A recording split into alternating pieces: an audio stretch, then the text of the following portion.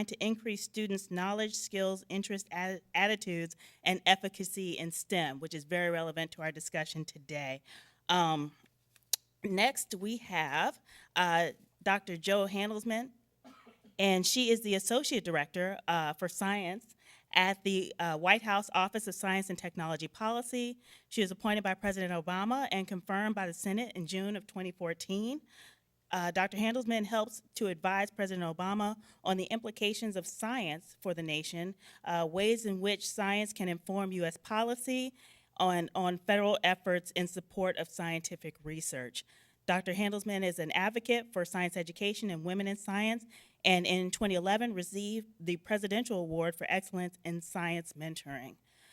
She also co-chaired, very relevant, the PCAST working group that developed the 2012 report, Engage to Excel, which contains recommendations to the president to strengthen STEM education to meet the workforce needs that you heard referred to earlier in the next decade in the United States. She received her BS from Cornell University and PhD in molecular biology from University of Wisconsin-Madison.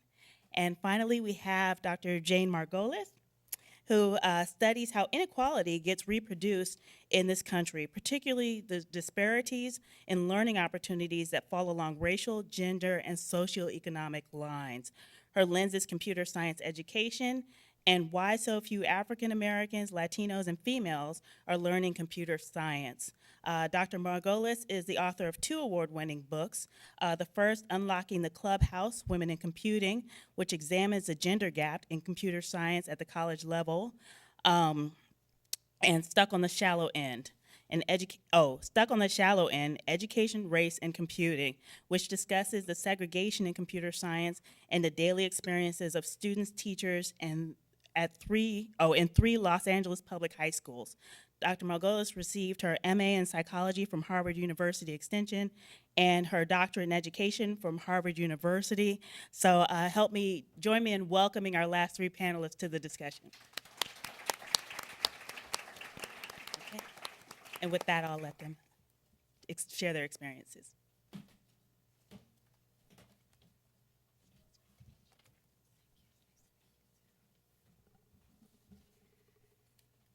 Thank you so much. It is an awesome, wonderful pleasure to be here this morning with you. Before I get started, I'd like to thank Dr. Kimberly Scott, first of all, for recommending me to Becky Monroe and Rebecca Epstein. Thank you so much for the invitation. I'm very excited to be here. Ms. Birch, I've been waiting to hear from you for 20 years. I've been at this work, and I'm so excited that you are here. And so I've been waiting a lifetime for this opportunity. We waited far too long for the discussion. I was a girl in STEM. I remained a girl in STEM. And what wasn't said on my biographical sketch is that I also did a 2-year postdoctoral study in cultural anthropology. And so sometimes I'm presented with the question of how does one move from chemistry to anthropology? And if you understand the storyline, you'll know that the anthropological aspect actually was what I was doing the entire time I was a STEM major.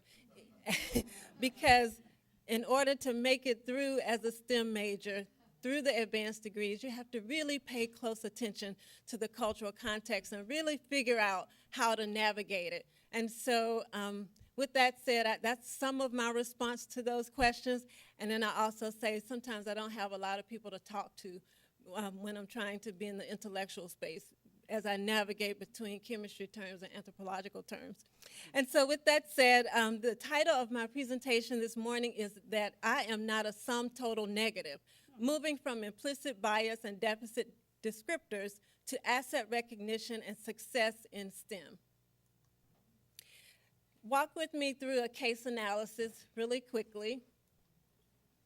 A child is born 4 months before 1970 on the south side of Chicago in a low-income community to teenage parents. The child's mother was not able to finish high school. Her mother was rarely home, often leaving the teenage mother in the care of neighbors. The teen father was young and immature. Eventually, the teens separated. The mother moved far away to Mississippi with the child. As we move through the presentation this morning, I want you to ask at the end, what happened to the child?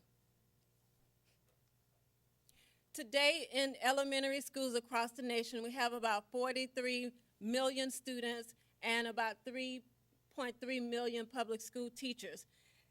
In this space, and since the 1970s, since NAEP has been measuring science achievement, we still see achievement gaps across students of color and their white counterparts.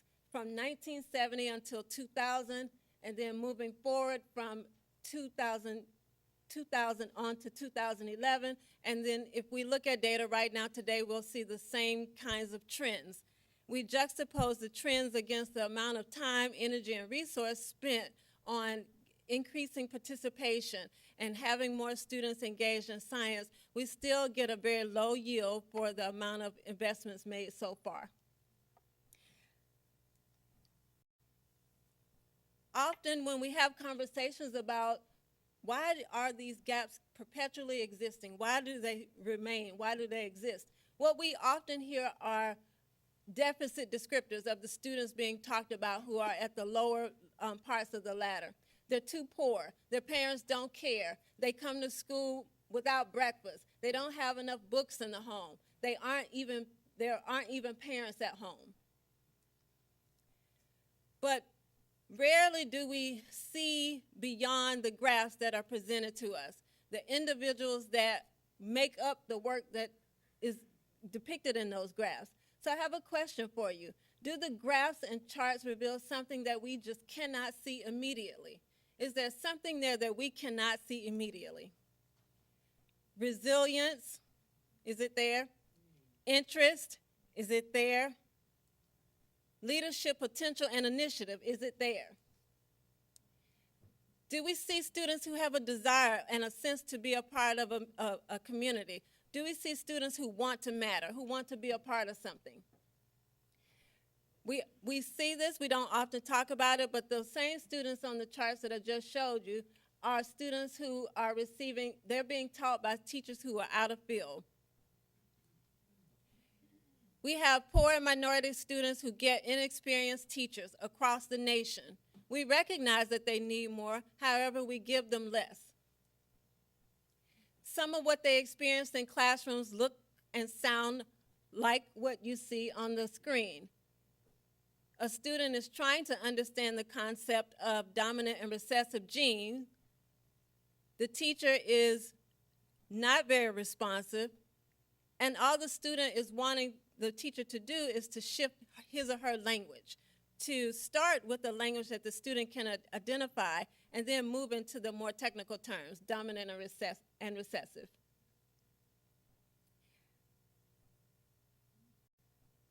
Moving towards assets, access, and achievement, as was discussed earlier, we have an opportunity to increase access. We have an opportunity to recognize students' assets. They come to us every single day with assets. And all of those two first parts combined can lead to achievement. We know from numerous studies funded and studied by the National Science Foundation that students, and especially girls of color, can succeed in STEM. The 4 programs listed so far are programs that were specifically designed for girls of color and low-income girls. They are programs where I've provided either help co-write the funded proposal or evaluate the proposal. And one of the things that we do, in addition to looking at how much the students learn, we also look at how programs are building students' assets. How do they feel like they belong? Do they have positive social norms? And are they supported? Do they feel like they matter? And are they supported in building their efficacy? The empirical data is showing us that, yes, when students have those kinds of opportunities, that they do take higher level STEM courses, their grades do go up in science. They have an interest, they perform well. What we're seeing from some of the data, however, is that their interest, especially in computer programming courses, their motivation actually decreases somewhat. But in some other programs, the motivation, if you look at the experiment